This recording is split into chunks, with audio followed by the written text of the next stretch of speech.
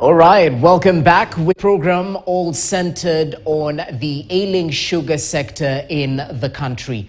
Right before the break, we had deliberations with my guest, Saulo Busolo, who's the chairman of the Kenya National Alliance of Sugarcane Farmers Organizations, where we delved deeper into the matter of zoning. Equally took a look at the price setting for farmers of cane in the country, and equally delved deeper into matters mismanagement of government-owned state millers. We're currently joined by the Deputy Governor of Kakamega County, Ayub Savula. Thank you so much for your time and karibu to the studios. We just want to continue with the conversation with these two gentlemen who are well versed in this particular matter. Savula, I'd like to begin with you on this particular issue, and we want to focus on the Agricultural Food Authority, which is referred to as AFA, because we had of proposals to delink the sector from AFA, where currently all crops are amalgamated under AFA in the Agricultural Ministry. So what are the benefits from your point of view in delinking the Sugar Directorate from AFA, if this is a good move? Thank you, Jesse, and good evening, viewers. First, I'll apologize for arriving late. Secondly, I'll start with the farmer point of view. Okay.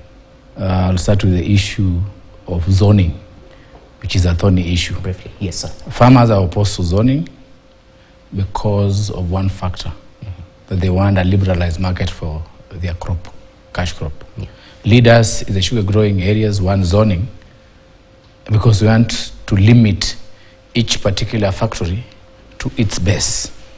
And they want to condition factories to have their own out-grower initiatives. So they invest in the cash crop that they are harvesting. Also, they want to force the millers to have their own nuclear estate, where they'll have the source of raw material direct to the factory before they venture into the farmers. But I want to apologize to Kenyans. When I came in as a member of parliament in 2013, I found a bill had been cooked already by the Mutudho. I took over from Mutudho. Mutudho was the chairman of Agriculture Committee in 2010. The 10th parliament. I came in the 11th parliament. Okay. So the 10th parliament messed up the sugar sector. And I squarely blame it on Mutudho. The Mutudho team had crafted AFA, the amalgamated coffee, sugar industry, tea sector, pyrethrum, all under an amorphous body called AFA. Okay. The gains that were made by Kenya Sugar Board, where Busolo was, which includes sugar development levy, that helped in refurbishing the mills, and sugar development levy that was actually used to give to farmers loans, all were lost under AFA. In fact, the sugar import, there was sugar development levy on imported sugar. It went away, because when you put together all the agriculture sectors under one institution.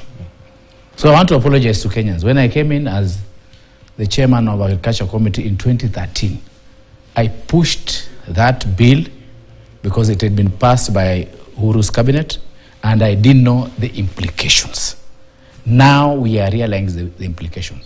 And if you have to solve a problem, start with the root cause. If you want to treat a disease, investigate the genesis of that disease. In a whole stop digging. Yeah. So I'm the one best placed to explain how to treat this disease in the sugar sector. Go ahead. First is to create Kenya Sugar Board, or we can rename it Kenya Sugar Authority. We return those levies, the SDL on sugar, imported sugar, the sugar development levy, then the sugar sector to stand on its own. Once we create a sugar regulatory body that will levy those charges, we'll have enough fund to actually pump into our state-owned mills, Chemilil, Zoya Sugar, Moroni, to revamp them and do annual maintenance using the loans from these levies. to make them more efficient in sugar production. In the private-owned factories, they will have to take loans from now, the sugar board, and they'll utilize the money actually to revive their machines, do annual service and maintenance, and ensure that they have efficiency. Then they will pay the loans slowly. On the side of farmers, we'll have farmers getting money to venture into the cash crop production at a very low interest. As it stands now, farmers are getting zero from AFA. So we have to delink AFA, sugar sector from AFA, and it has to be done as immediate as possible. I want to thank the governor of Kakamega, Fernandes Baraza. He convened a sugar stakeholders forum in Kakamega. It was attended by all the governors from the Lake Region Economic Bloc, where those sugar factories are based. And we discussed these issues. And I also want to thank the MP for Navaholo, Emmanuel Wangwe. He has come up with a sugar bill. It was in third reading last week. I'm sure it has gone through. During the sugar conference, we enriched the Wangwe bill. And we had all members of parliament from the sugar growing areas. They attended the meeting. We had resolution. The resolution we made, we enriched the Wangwe bill to ensure that we re-establish the sugar development, the sugar board, which will have the aspect of sugar development levy, and we ensure that the sugar that comes out of the country, the imported sugar, is charged the SDL for the purpose of benefiting the local farmers. As it stands now, they just pay import duty. That is all. So we have to delink sugar sector from AFA. The second issue we must handle, we must have the aspect of research. We want to get faster maturing cane, at least between 6 to 9 months, not the 18 months. We can only do that when you have Kenya Sugar Board that will have a department dealing with the research and well-funded. And that we can only achieve that by delinking the sugar sector from AFA. And we'll fight for that to ensure that. I want also to thank the Speaker of the National Assembly, Wetangula. He has taken this matter seriously. In fact, he gave members of parliament time to debate and come up with a resolution on how to establish this thing. But without that law, you cannot revive the sugar sector. Without Kenya Sugar Board, we are wasting time, and we are wasting time. In that law, it also specifies on how we'll create out-growers block. We want to revive Mumia Sugar Out-Growers Company, Zoya Sugar Out-Growers Company, Noko, Chemili Sugar Out-Growers Company. And in my view, that is the only missing link. We want the out-growers companies to be allocated the deficit of sugar that is consumed in Kenya, so that when they import, they represent the farmer's interest. They cannot import in excess, or they cannot import less. If we give the responsibility to millers or traders, we'll go back to the problem we're having now. The other issue under the sugar development, under Kenya Sugar Development Board, is the issue of creating the leadership of that institution. We want the directors under that act to be elected by the farmers. Then after the election, they go and now elect, the directors now go and elect the chairman. Then the chairman advertises for the position of the CEO, so the CEO reports the board to ensure that the farmers' interests are catered for. And also the investors' interests are catered for. If we leave to the board to appointees, maybe by the president or the governor, we shall also be failing. Let the appointees be appointed elected by the farmers themselves. And no political interference. The other messy issue in the sugar sector is the cost of production. And this does not only affect Kenya, it affects COMESA member countries. The cost of production of a ton of sugar in Brazil is between $450 to $550 per ton. The cost of production of a ton of sugar in COMESA member countries, including Kenya, is between $850 to $950 per ton. Why is this? Efficiency, poor management, corruption, lack of enough cash crop to start off the machine. Like Mumia Sugar, you require about 4,200 tons of cane just to start up the diffuser machine, which you cannot get in that sugar belt. Okay. Yeah? So there's a problem. Okay, okay. And you've painted a clear picture of how to approach these problems with clear-cut solutions starting from the legislative arm of government. Yes. It's proper to note that Wangwe, through that particular bill, is setting the ball rolling. Perfect. But in terms of writing off debt, because we heard from the president that he's shown commitment in writing off the 117 billion debt owed by state-owned sugar factories in the country. How do we ensure money isn't sunk into the state-owned millers with little to show, as previous dispensations perhaps have done before? To ensure that these state-owned mills run efficiently, the same structure we'll set up with the Kenya Sugar Board, the same structure we set up with the board of those parastatals. Okay. Set up zones. Let directors of, let's say, Nzoia Sugar Company be elected by farmers. Then a director from the government should just come from treasury.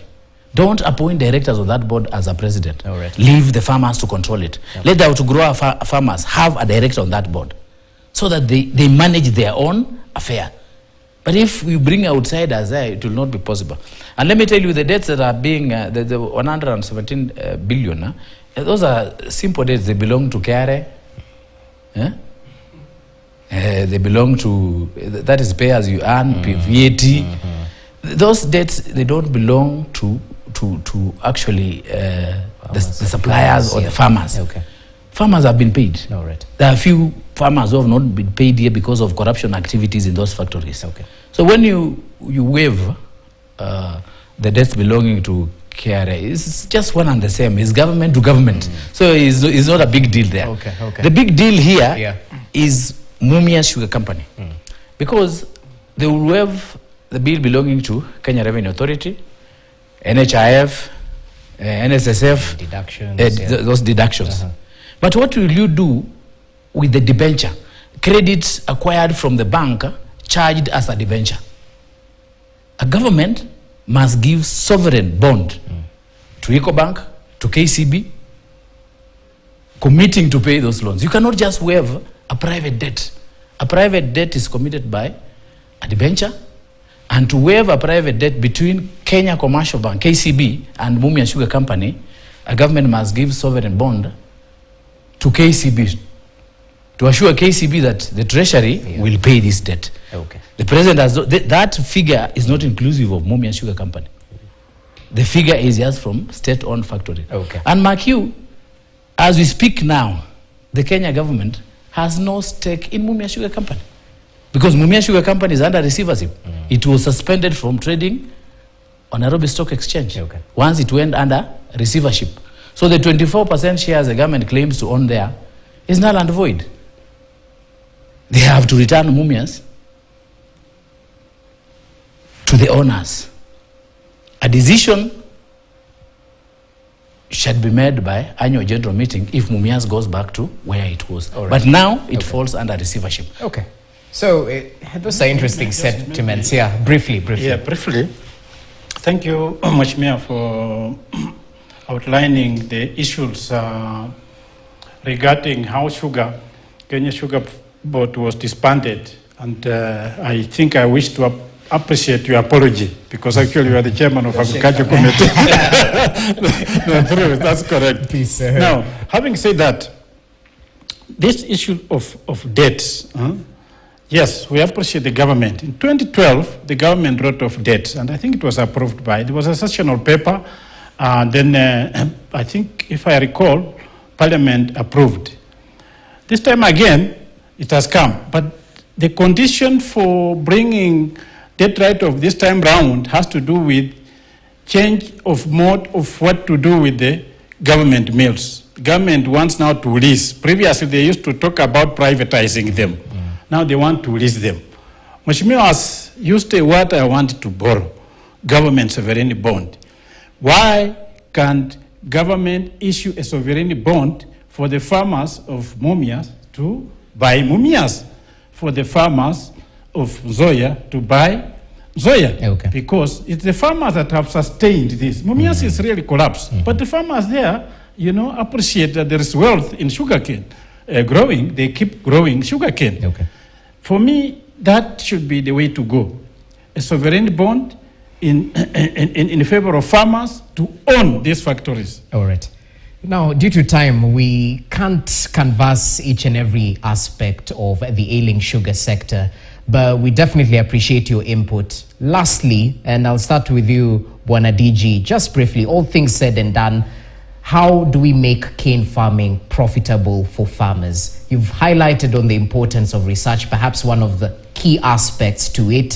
What else should we do to change the plight of the farmer who is actually bearing the brunt of the unfortunate turn of events? Briefly. To make sugarcane farming profitable, I can tell you we did a research. We need a major sugar factory, actually based at Tana River, where we have enough land, and the highly maturing cane takes about 4 months. Okay.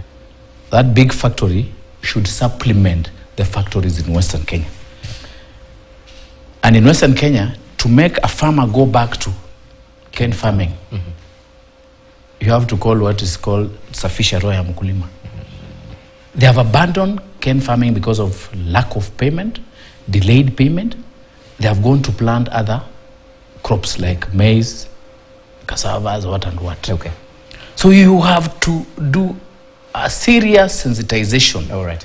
Could I just break in on that, Mheshimiwa? Briefly, our time, When- 30 seconds. correct. 30 seconds. Whenever there is a problem in livestock areas, the government invokes disaster management emergency funds. Now, government has closed sugar factories in Western Kenya. Why can't it also invoke emergency measures so that there's a disaster Okay. declaration in this sugar growing zone, and the government does cash transfers to these farmers who are suffering this time?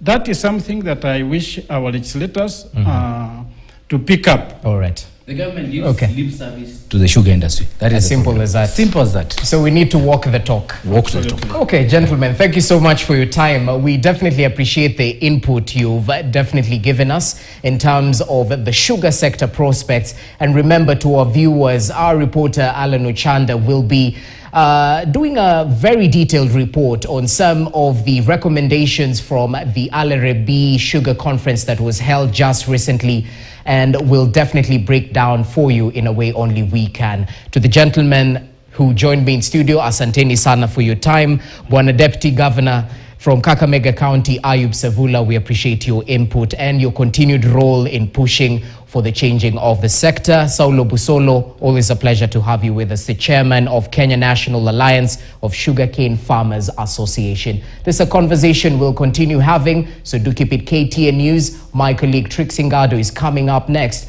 with the latest on KTN Prime. Do keep it right here.